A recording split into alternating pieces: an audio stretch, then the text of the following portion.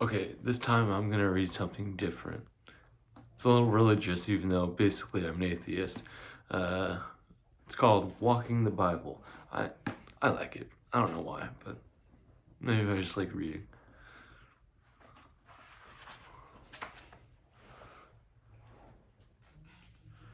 God of our fathers, Book 1. In the land of Canaan. The guard eyed me squarely as we approached his post, moving one hand from his belt to his walkie-talkie. His other arm rested on a rifle. He had gel in his hair and 3 stripes on his sleeve. Yes, he said, arching his eyebrows. It was 9:35 on a late autumn morning when Avner and I strode toward the security checkpoint at the Damia Bridge. An Israeli Jordanian border crossing about 30 miles more north of Jericho.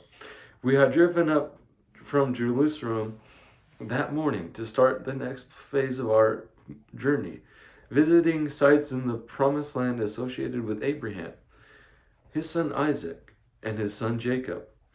Together, they form the holy triumvirate of biblical forefathers, the patriarchs from the Greek word patria, meaning family or clan, and arche, meaning ruler. The 5 books describe several forefathers who preceded these men, notably Adam and Noah, as well as many who follow. But the 3 patriarchs receive special distinction because it's to them of all humanity whom God grants his sacred covenant of territory. And through them, that the relationship between the people of Israel and the promised land is forged. The story of the patriarchs takes up the final 39 chapters of Genesis and covers the entire geographical spectrum of the ancient Near East, from Mesopotamia to Egypt and back again, all within several verses. For Avner and me, this scope posed a challenge. Soon after our return from Turkey, we huddled in the living room of his home in Jerusalem and set about devising an itinerary. It was sunny, comfortable. Uh, uh, it was a sunny, comfortable room with whitewashed walls, uh, Bedouin rugs with the Sinai, I don't know, and pictures of his 2 children, as well as the 2 daughters of his second wife, Eddie, a Canadian who served as office manager for the Jerusalem Bureau of the New York Times. Abner sat at the table with his computer, online Bible, countless topical topographical maps, dozens of archaeological texts, and the handheld GPS device while I paced the floor. Our most immediate problem was that with no archaeological evidence to relate any of the events in the 5 books to specific places, we were left to the often contradictory claims of history, myth, legend, archaeobiology, paleozoology, and faith. There are nearly 2 dozen candidates of Mount Sinai, for example, and nearly half a dozen for the Red Sea. There are countless theories about which path the Israelites took through the Sinai. In addition, we face the competing constraints of religious wars, political wars, terrorism, climate, budget, and health, as well as the desire to have fun. Unfortunately, we settled on a guiding principle. Our goal was to place the biblical stories in the historical and cultural context of the ancient Near East. Time and again, rather than focus on every story in the text, or even every interesting story in the text, we decided to concentrate on stories that could be enhanced by being in the places themselves. The story of Jacob and his brother as you, if I'm probably mispronouncing like so many things in this, wrestling in Rebecca's womb for example, while fascinating on many levels, struck us as not likely to be enriched by traveling to a specific location. The stories of Sodom and Gomorrah, by contrast, and the crossing of the Red Sea might easily take on new meanings by visiting their settings. In Judaism, the traditional process of analyzing scripture is called midrash, from the Hebrew term meaning search out or investigate. In Christianity, this process is referred to as exegesis. From the Latin word meaning the same thing. In effect, what Avner and I undertook was topographical midrash, a geographical exegesis of the Bible. In that spirit, we decided to begin our travels in Israel with a bit of a long shot. Our destination this morning was Shechem, the first place Abraham stops in Canaan, and the next place the Bible mentions after, Haran. The text makes no mention of what route Abraham, his wife Sarah, she's actually called Sarai at the moment, as he is still called Abram, and his nephew Lot took to Canaan. Based on road patterns in the ancient world, one of the most logical places for him to cross into the Promised Land would have been a natural ford in the Jordan River, just south of the Sea of Galilee, where the Damia Bridge is located today. Though we were already in the Promised Land, we decided to ask if the Israeli army would let us walk across the bridge to the Jordan side, then walk back, seeing what Abraham might have seen. Avner explained this idea to the sergeant, who remained at attention. After hearing the explanation, the officer removed his walkie-talkie and relayed our request.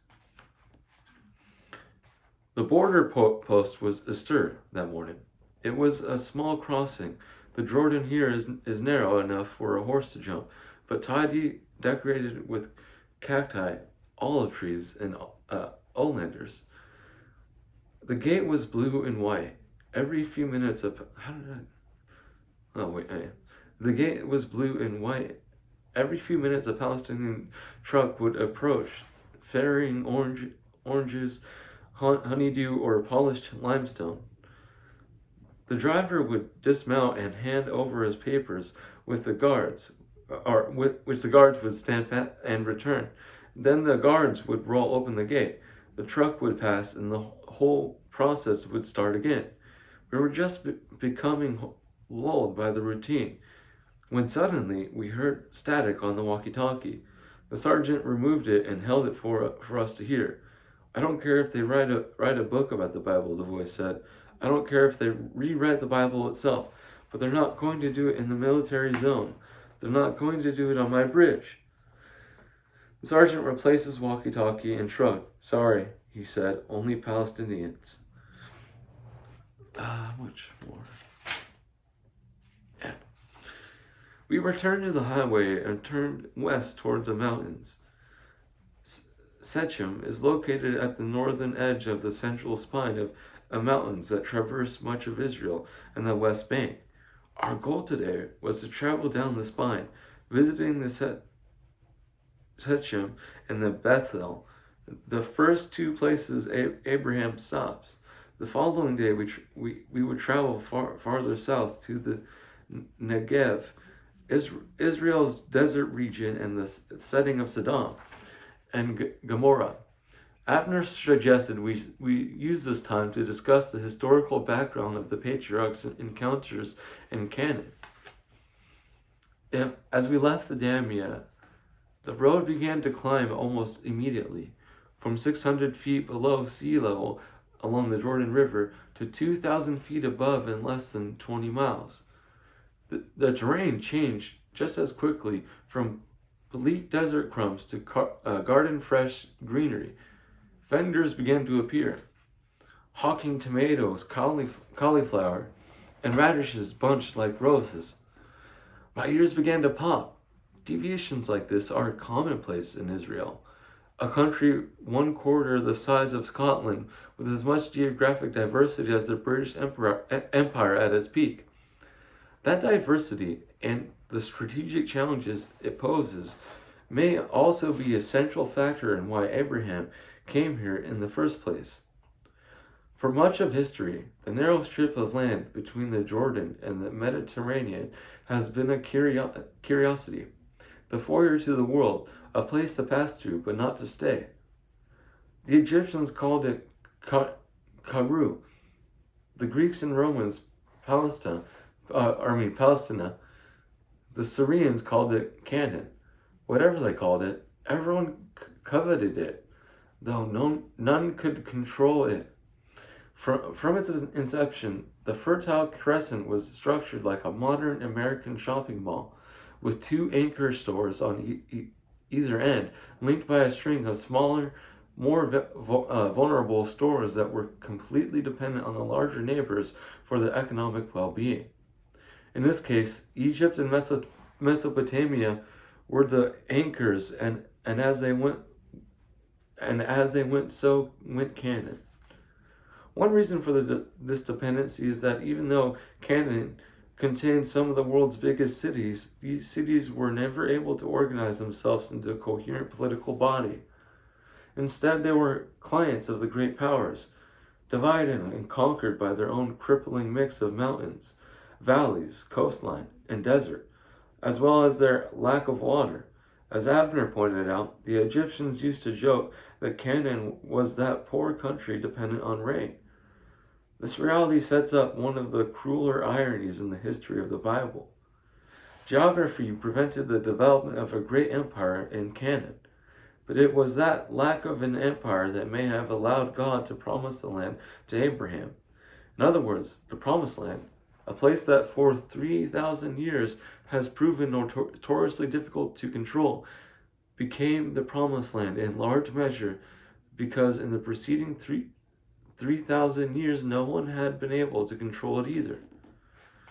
Besides being true to ancient geographic conditions, the biblical story is also remarkably true to current ones. The state of Israel can be roughly divided into three sections: the head and shoulders of the Galilee, the torso made up of the central hills, Jerusalem and Tel Aviv, and the legs and feet of the Negev. The 1937 British plan to partition Palestine gave Jews only the head and shoulders, with a bit of coast. The UN mandate of 1948 added the legs and feet, the central hills, excluding Jerusalem, were originally given to the Arabs and have been fought over ever since. Jews have based their claim to the land largely on the Bible. The central spine of the country has home to most of the major episodes in the 5 books, also called the Pentateuch, if it's even that, from the Greek word meaning 5-book word. These sites include Shechem, Bethel, Hebron, and Beersheba. The Palestinian claim was based largely on the fact that they were living in these areas before Jews began immigrating in large numbers in the 19th century. In recent years, some Palestinians have shifted their claim, saying they were also on the land before the patriarchs arrived in the 19th century BCE. Palestinians, they now say, are direct descendants of the Canaanites. I guess we'll stop there.